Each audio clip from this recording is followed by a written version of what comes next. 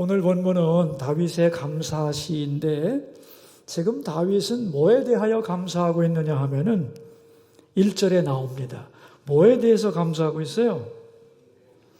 하나님이 내 음성과 간구를 들으심으로 여기에 대하여 감사하고 있는 거예요. 감사하고 감격하고 사랑을 고백하고 있습니다. 왜냐하면 하나님께 드리는 기도를 통하여 하나님의 사랑을 다윗이 충분히 지금 느꼈다는 거죠.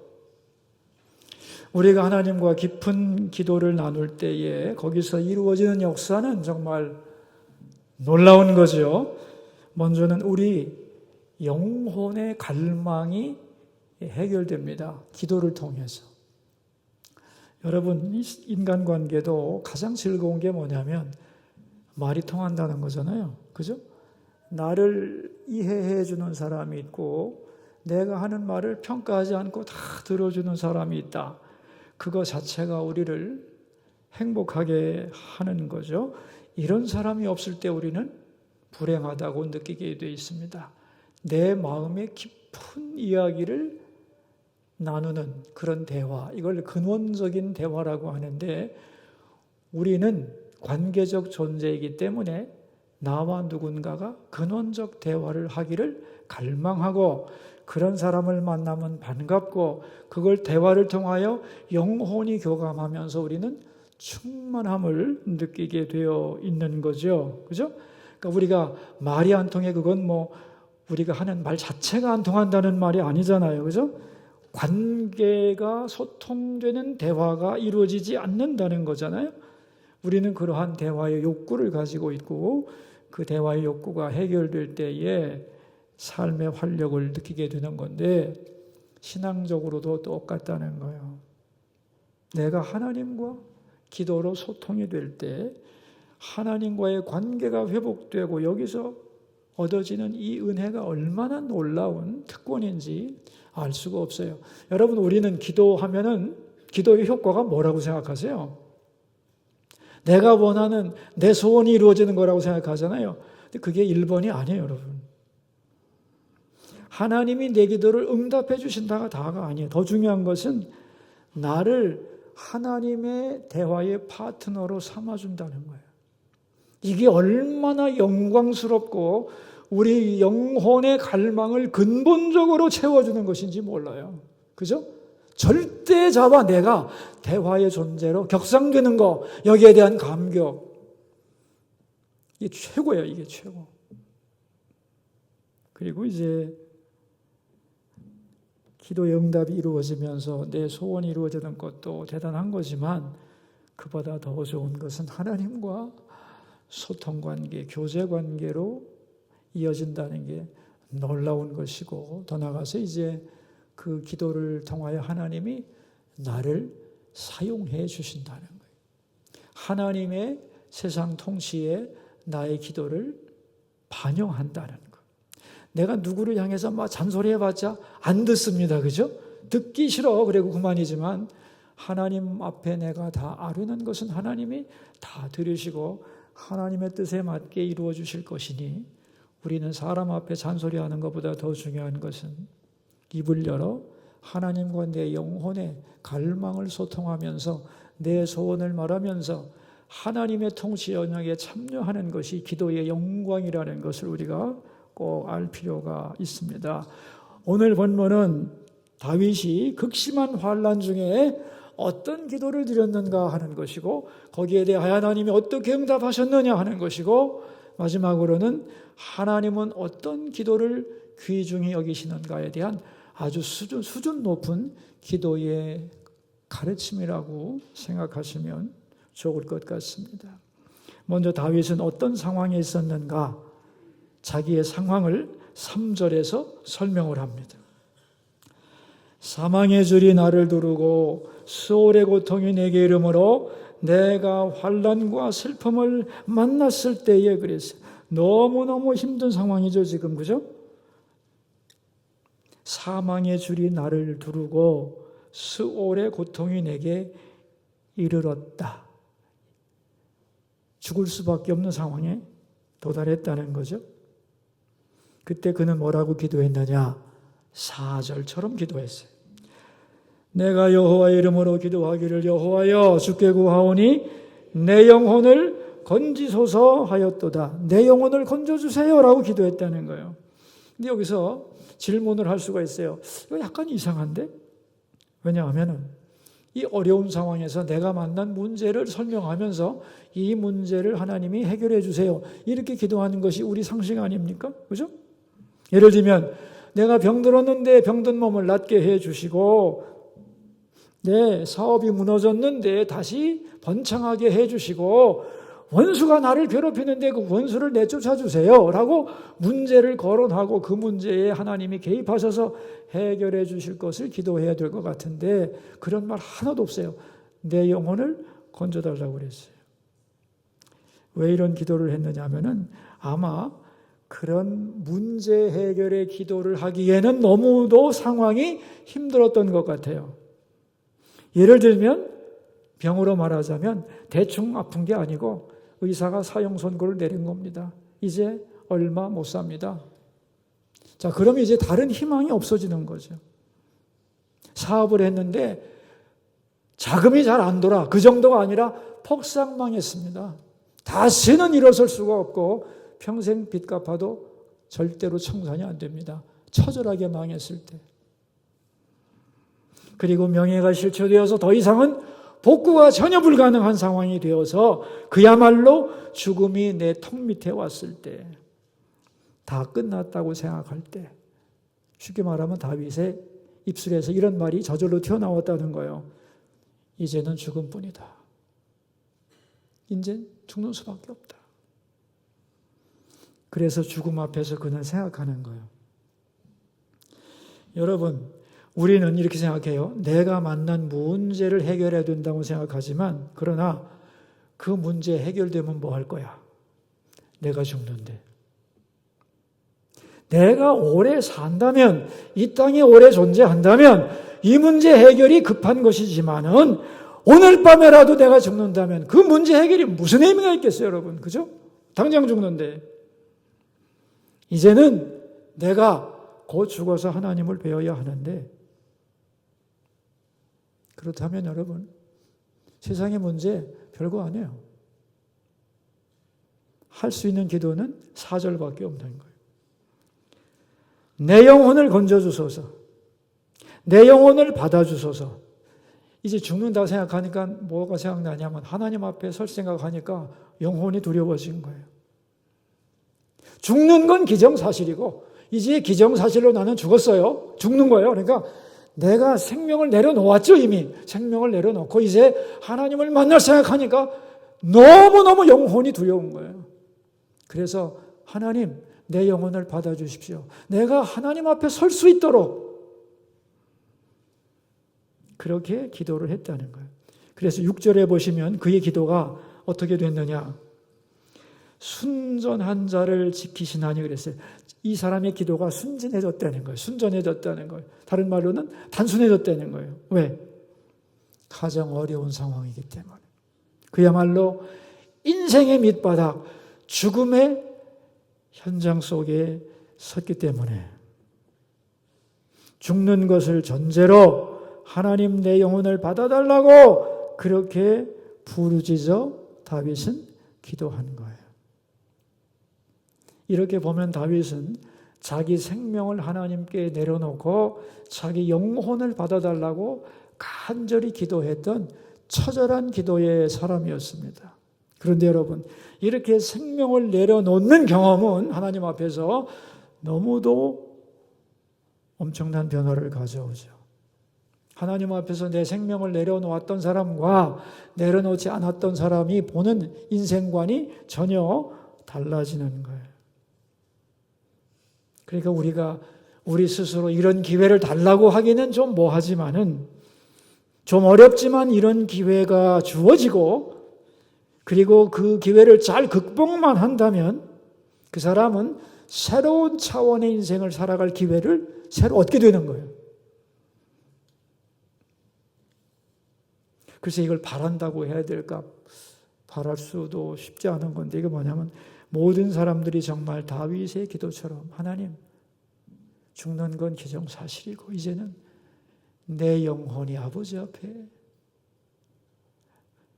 용납되기를, 주님이 받으시는 영혼 되기를 기도합니다. 이런 기도를 할 수 있으면 좋겠어요. 생명을 맡기는 기도를 해보면 인생이 새로 보이게 되고 그 다음에 다시 살아나서 사는 인생이 진짜 인생이 되는 것이고, 이런 기도가 없다면 우리는 언제나 내 목숨과 육체에 필요한 것, 쓸데없는 욕심만 채워달라고 평생 조르다가 인생을 다 보낼 수밖에 없는 거다. 그래서 하나님은 다윗을 생명을 내려놓는 기도를 할 수 있도록 그를 밀어넣는 거예요. 자, 그 결과는 어땠을까요? 7절 말씀. 내 영혼아 내 평안함으로 돌아갈지어다. 여호와께서 너를 후대하심이로다. 제 영혼을 받아주소서 하고 불안한 영혼이 하나님 앞에 절규했는데 하나님께서 어떻게 하셨어요?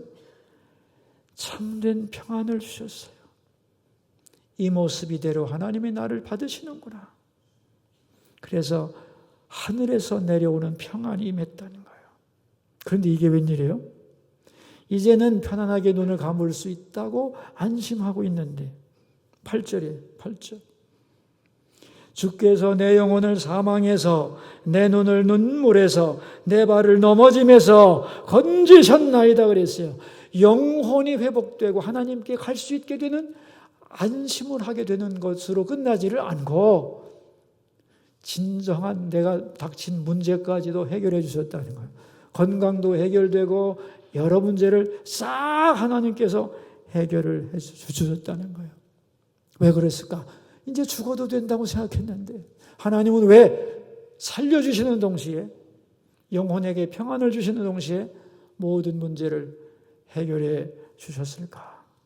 그게 9절입니다. 내가 생명 있는 땅에서 여호와 앞에 행하리로다. 살아서 해야 할 일이 있기 때문에 이제부터는 나를 위한 인생이 아니고 하나님 앞에서 하나님을 위해 살라고 다시 생명을 주신 거예요. 물론 지금까지도 하나님이 준 생명이라고 수없이 얘기했죠. 그렇게 믿는다고 말도 했지만 이제 이런 경험을 하고 나니 입술로만이 아니라 뼈저리게 내 인생 내가 살 수 있는 게 아니고 정말 내 인생은 끝나도 마땅한 것이었는데 하나님이 다시 살려주셨으니 이제는 정말로 하나님을 위해 내가 살리라라고 하는 완전히 거듭난 생애 자세를 가지게 되었다는 거죠. 10절, 그래서 10절에 이렇게 나와요. 내가 크게 고통을 당하였다고 말할 때에도 나는 믿었도다. 이제 무엇을 믿고 고백할 수 있게 되었냐면은 엄청난 고난을 당했을지라도 이것이 내 영혼에 해가 되지 않는다는 것을,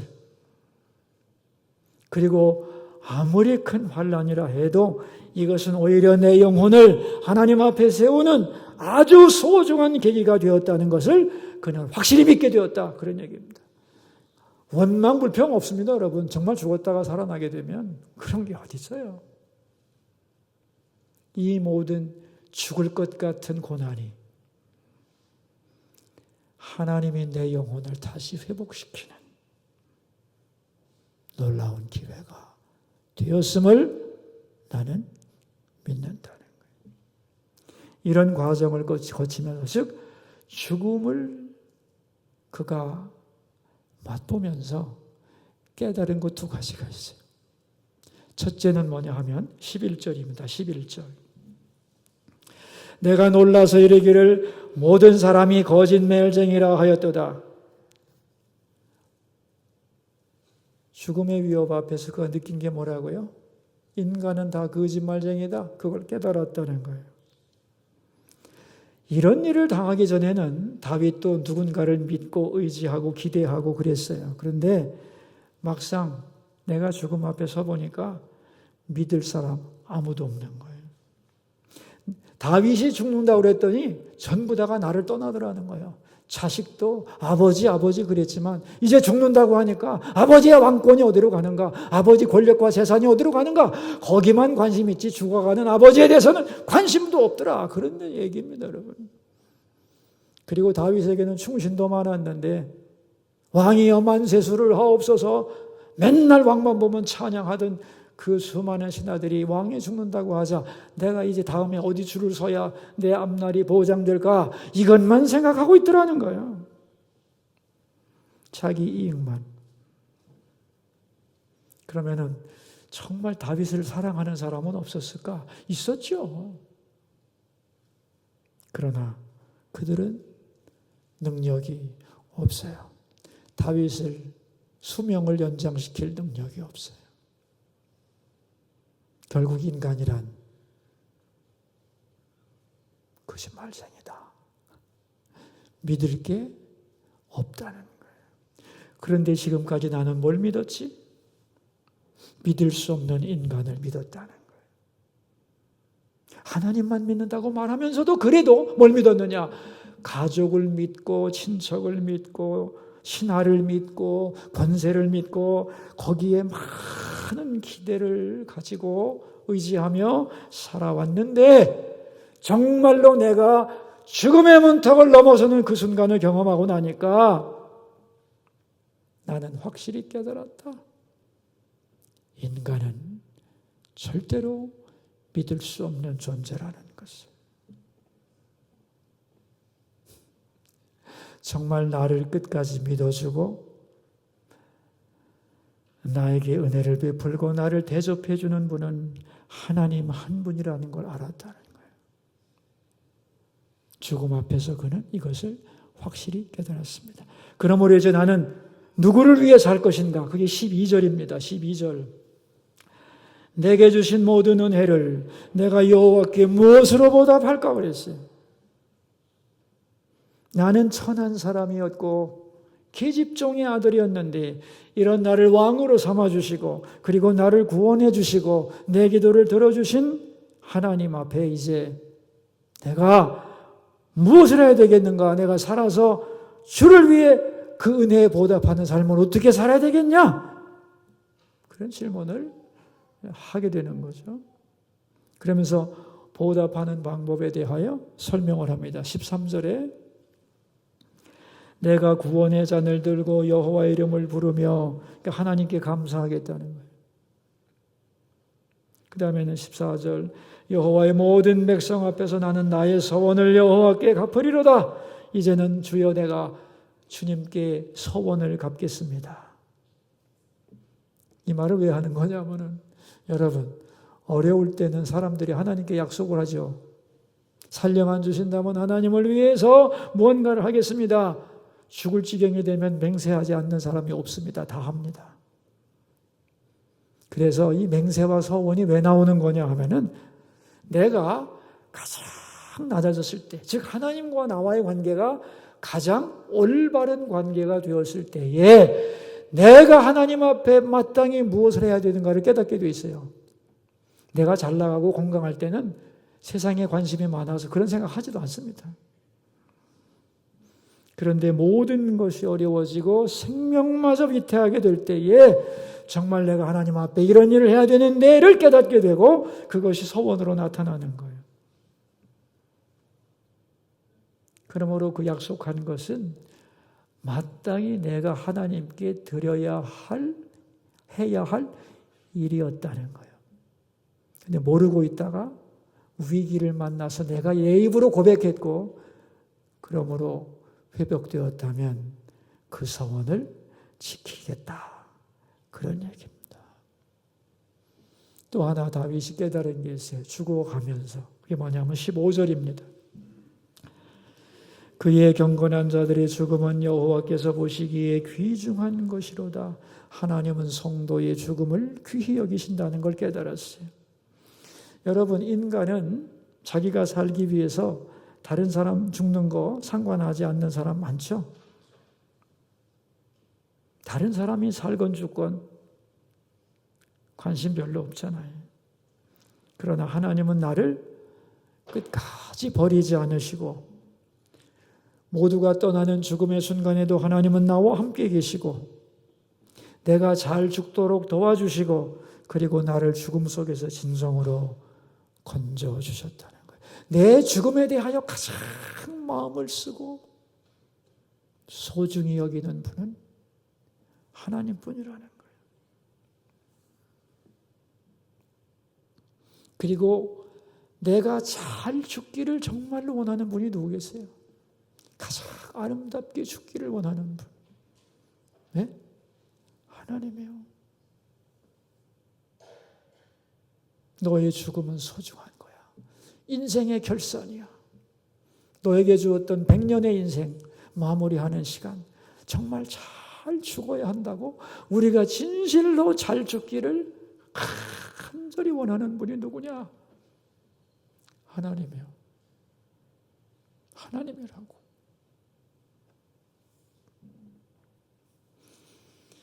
이렇게 생명을 하나님께 맡기고 다시 살아난 다윗은 이제 모든 문제를 새로운 각도로 보게 되었습니다.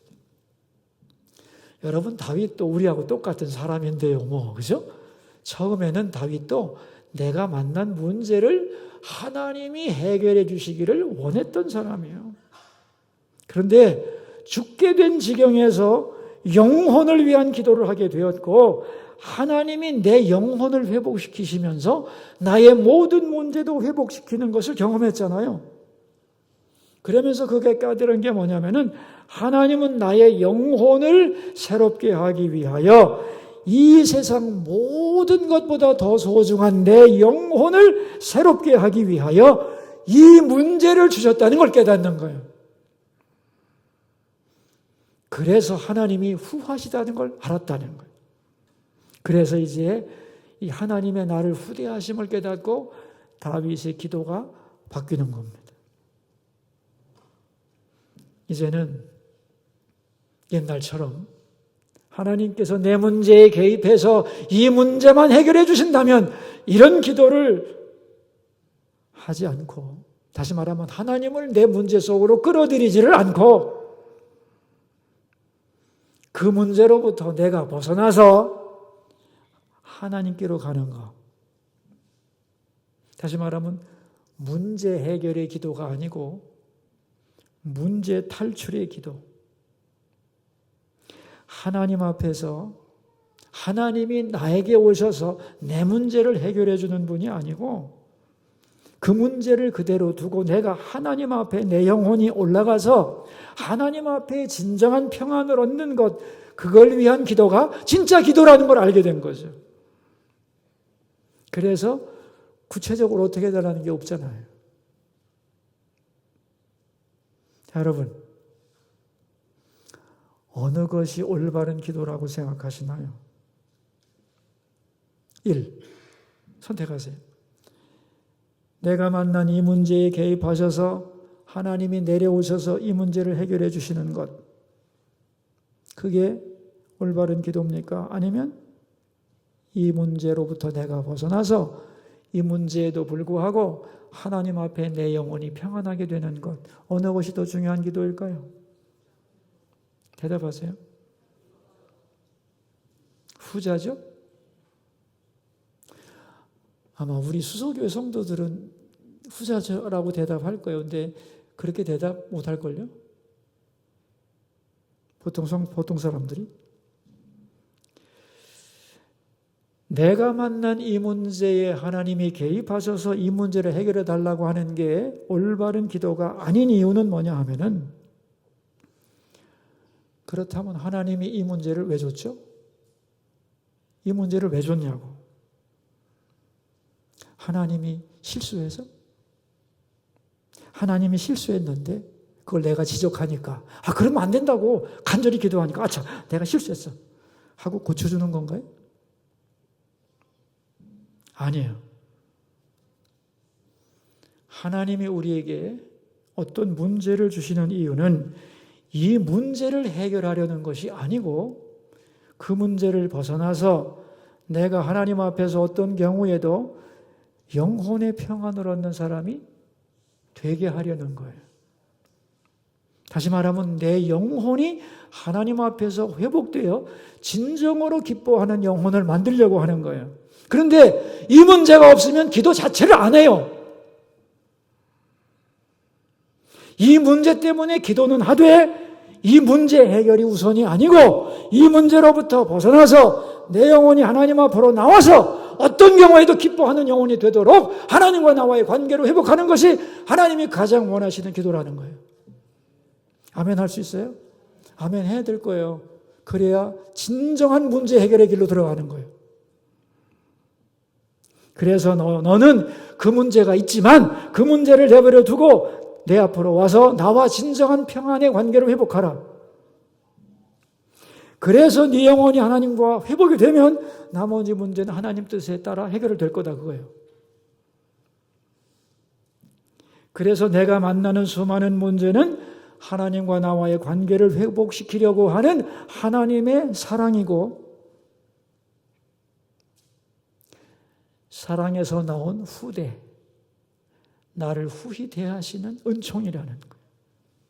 다시 말하면 나를 너무너무 사랑해서 그 문제를 통하여 내 영혼을 치료하고 회복시키고 하나님과 올바른 관계 속에서 살아가라는 초대라는 것입니다. 이런 눈으로 오늘 본문을 보면은 모든 게 새로워져요. 여러분, 결론인데 오늘 설교 제목이 뭐죠? 어떤 기도를 귀중히 여기실까요? 여러분, 어떤 기도를 귀중히 여기실까요? 대답이 15절에 나오죠. 내가 죽는 기도를 귀중히 여기신다는 거예요. 무슨 기도? 무슨 기도? 내가 성도의 죽음을 귀중히 여기신다고 그랬잖아요. 내가 죽는 기도를 귀중히 여기신다는 거예요. 그런데 여러분은 내가 죽는 기도 하나요? 반대죠. 다 내가 사는 기도하죠. 그죠? 내 원하는 대로 해달라고 다 저러잖아요. 다 내가 살아있는 거잖아요. 그럼 내가 죽는 기도라는 게 뭐냐 하면은 하나님, 저 이런 문제가 있습니다. 문제를 고백해야죠. 해결해 주세요.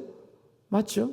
근데 이거보다 더 중요한 건 뭐냐면 제 영혼이 이 문제 때문에 불안하고 낙심하고 원망하지 말고 이 모든 문제보다 더 크신 하나님, 문제를 해결하실 수 있는 하나님, 그 앞에서 먼저 내가 기뻐하는 사람이 되게 해주세요.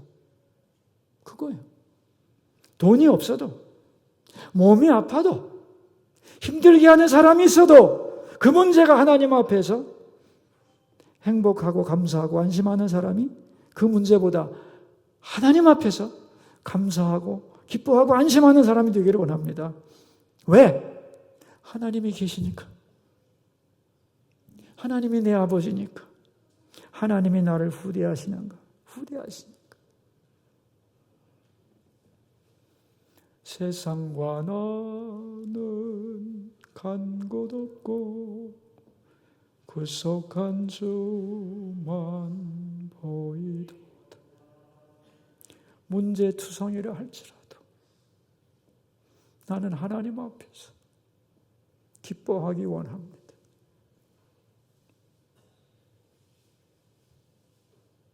내가 곧 죽어도 하나님 때문에 기뻐하고 감사하다 가기를 원합니다. 그거죠.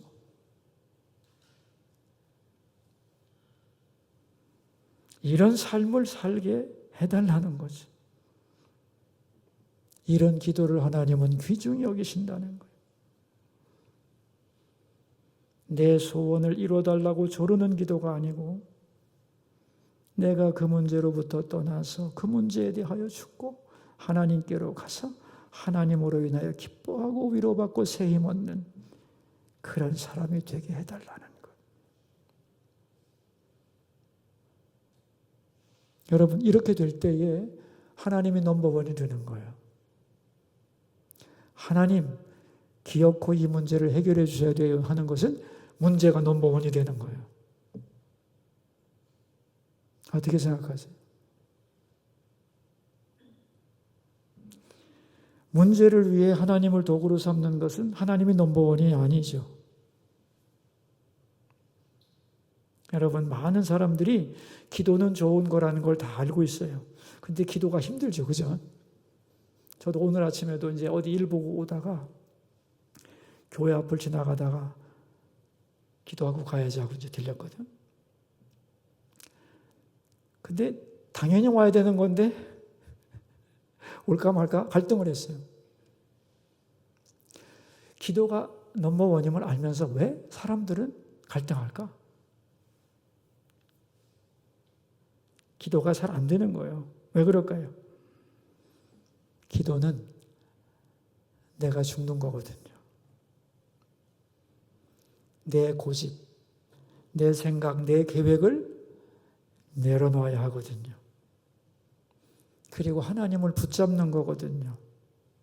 기도 자체가 일종의 자기 죽음이에요. 그런데 그 시간을 통하여 우리는 하나님과 새로워져요.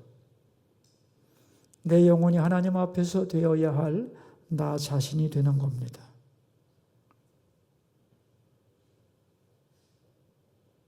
그래서 성도의 죽음을 여호와께서는 귀중히 여긴다 그랬어요. 내가 죽는 기도. 하나님이 가장 1번이 되는 기도. 이 문제보다 하나님이 크시죠? 그러니까 문제가 있어도 하나님 때문에 기뻐할 수 있다 없다? 있다 없다? 저는 교인 중에 환자도 많고 사업 때문에 어려운 분도 많고 그런 분들을 이렇게 생각하면 눈물이 막 나요. 전에 옛날에는 제가 좀 더 젊었을 때는 그 문제를 해결해 주시기를 정말 기도해요. 지금도 물론 기도하죠. 그리고 밤에 꿈도 무지하게 꿨어요. 꿈도. 교인들 꿈 정말 많이 꿨어요. 기도하고 안타까워서. 그러면서 이런 생각도 했어요. 내가 하나님이면 참 좋겠다. 확 도와주면 되잖아. 근데 나는 왜 이렇게 힘이 없지? 아무것도 할 수가 없어. 그래서 뭐 울면서 기도하다 보면 잠에 꿈도 꾸고 그런 거죠. 근데 요새는 그 기도를 하지만은 정말 그분들이 그 문제 그대로를 가지고 있으면서도 하나님 앞에 기뻐하고 감사하고 하나님으로부터 위로받는, 그래서 하나님 때문에 행복한, 그것을 어떠한 환경 속에서도 빼앗기지 않는, 문제에 눌린 영혼이 아니라 하나님께 기쁨의 감격을 가지고 언제나 존재하는, 문제는 그대로 있지만 그래서 힘들고 눈물도 나지만 그것보다 더 큰 기쁨을 하나님으로부터 누리는 그런 영혼이 되기를 위해서 기도해요. 그럼 눈물도 나오고 그래요. 근데 하나님이 기뻐하는 건 분명히 그거라고 생각해요.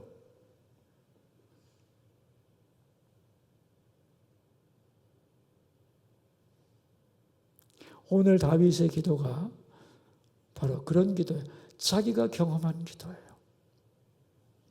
나를 내려놓고, 문제를 내려놓고 하나님 때문에 기뻐하는, 내 영혼이 감격하는 그러한 신앙인이 되시고, 문제 해결을 위해서도 기도하지만 그보다 더 중요한 것은 하나님이 뜻이 있어 이 문제를 주셨고 이 문제를 당장 해결하시지 않으셔도 난 여호와로 인하여 즐거워하겠습니다.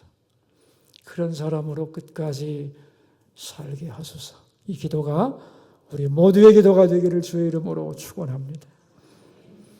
우리 함께 기도하겠습니다. 기도 제목입니다. 자기를 내려놓고, 문제도 내려놓고 하나님 앞에서 내 영혼의 평안을 위하여 기도하는 그러한 우리가 되게 해 주소서. 두 번째 기도는 오늘 특성한 우리 고등부를 위해서, 우리 고등부 교사들과 학생들의 신앙과 학생들의 진학 문제와 하나님이 주시는 꿈을 가진 젊은이들이 되도록 우리 함께 두 가지 기도 제목을 가지고 하나님께 나갑시다. 하나님 아버지, 다윗은 엄청난 고난과 환난 속에서 곧 죽을 것 같은 위기에서 자기 영혼을 위해 기도했습니다. 하나님은 그의 영혼을 회복시키시고 놀라운 평안을 주셨으며 문제 해결까지 허락해 주셨습니다. 그는 이런 과정을 통하여 깨달았습니다. 모든 문제는 내 영혼을 위한 것이라고, 하나님과의 진정한 관계를 회복하고 그 안에서 기뻐하는 영혼이 되라는 것이라는 것을, 그러므로 문제 해결에 집착하지 않고 그 문제를 떠나서 하나님 앞에 내 영혼이 회복됨을 기뻐하는 주님의 자녀들이 되게 하여 주소서. 내가 죽는 기도, 내 욕심과 나 자신을 자아를 내려놓는 기도, 그리고 하나님으로 기뻐하는 사람 되게 하여 주옵소서. 그렇게 기도하게 하여 주옵소서. 그래서 내 영혼을 회복시켜 주시고 이에 더하여 하나님이 내 문제에 개입하셔서 내 삶을 다스리는 그 은혜를 주 안에서 누리는 우리 모두가 되게 해 주시기를 기도합니다. 오늘 특성한 고등부 교사들과 우리 모든 자녀들에게 아름다운 신앙을 허락해 주시고 우리 자녀들이 받은 은사를 개발하며 그것을 개발할 수 있도록 잘 진학할 수 있는 문을 열어주시고 우리 하나님의 꿈이 그들을 통하여 이루어지고 그들의 꿈이 하나님 손에 붙들려서 성취되는 아름다운 축복의 통로들이 되게 해주시기를 기도합니다. 하나님, 우리 성도들 중에 해결할 문제를 가지고 있는 분들이 많습니다. 그 문제 해결해 주세요. 그리고 더 중요한 것은 그 문제가 있는 그 상황에서도 하나님이 최고이며 하나님으로 인하여 기뻐하며 감사하며 충만한 은혜를 누리는 주의 자녀들이 다 되게 해 주옵소서.